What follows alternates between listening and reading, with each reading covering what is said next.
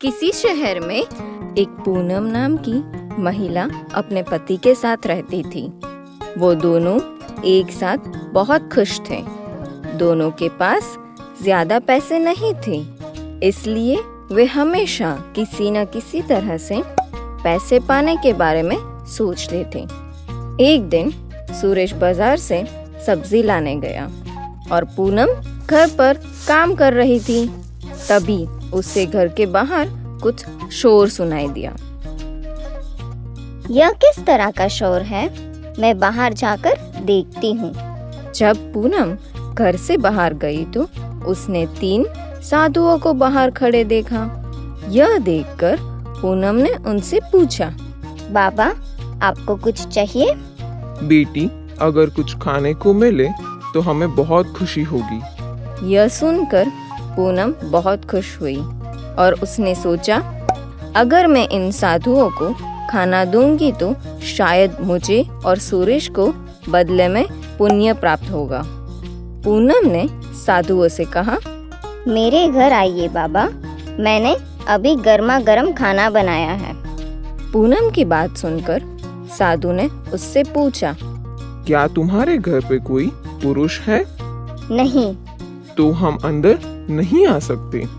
लेकिन क्यों? हम केवल उसी घर में प्रवेश करते हैं जहाँ पुरुष और महिला दोनों एक साथ होते हैं। मेरे पति थोड़ी देर पहले ही बाहर गए हैं। वो थोड़ी ही देर में वापस आते ही होंगे। उसके आते ही मैं आपको बताऊंगी। ऐसा कहने के बाद पूनम घर के अंदर चली गई और तीनों साधु वहीं घर के बाहर बैठ गए। थोड़ी देर इंतजार करने के बाद सुरेश घर आया। अपने घर के बाहर साधुओं को देखकर वह सीधा पूनम के पास गया और उससे पूछा, ये 3 साधु इस तरह से बाहर क्यों बैठे हैं? वे सुबह यहाँ आए और उन्होंने मुझसे खाना मांगा। उसके बाद मैंने उन्हें अंदर आने के लिए कहा, लेकिन उन्होंने मना कर दिया और कहा कि जब तक घर में कोई पुरुष नहीं है तब तक वे प्रवेश नहीं करेंगे। उन साधुओं की बात का बुरा मत मानो।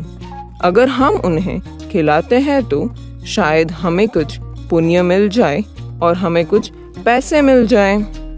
यह सुनकर पूनम तुरंत ही साधुओं को बुलाने बाहर चली गई। मेरे पति अब घर आ गए हैं। आप अंदर आ सकते हैं और भोजन भी तैयार है। क्या तुम जानती हो कि हम कौन हैं? आप साधु हैं। हम कोई साधारण साधु नहीं हैं। हम जादुई साधु हैं। हम धन, सफलता और प्रेम हैं। मतलब? हम एक साथ किसी के घर में नहीं आते हैं।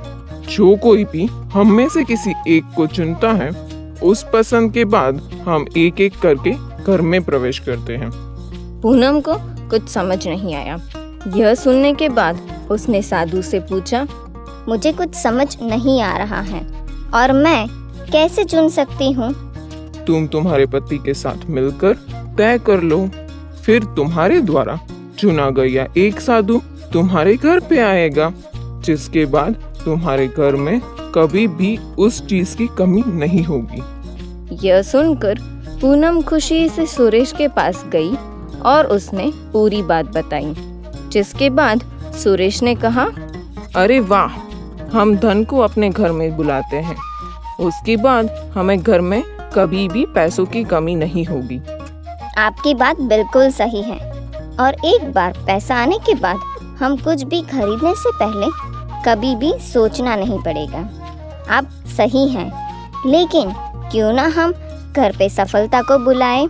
अगर हमारे साथ सफलता है तो जब भी हम कुछ करेंगे तो वो कभी भी गलत नहीं होगा।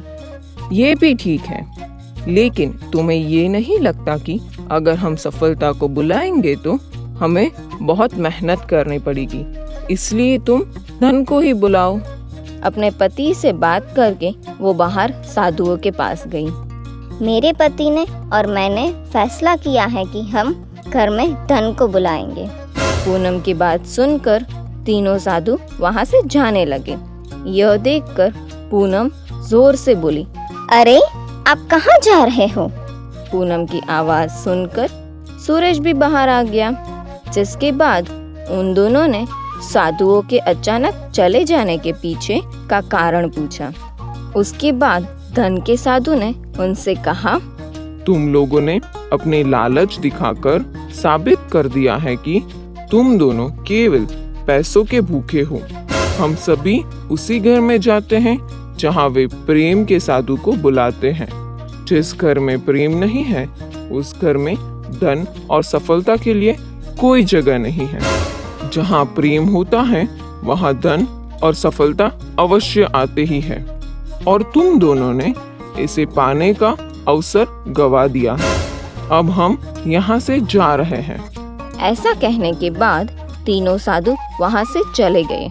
उसके बाद सुरेश और पूनम को एहसास हुआ कि उन लोगों ने गलत फैसला लिया और उन लोगों को आगे का जीवन भी ऐसे ही जीना पड़ेगा जैसे वो पहले जी रहे थे। हमें इस कहानी से ये सीख मिलती है कि हमें लालच में निर्णय नहीं लेना चाहिए। हमें सही बुद्धि का उपयोग करके अपना महत्वपूर्ण निर्णय लेना चाहिए।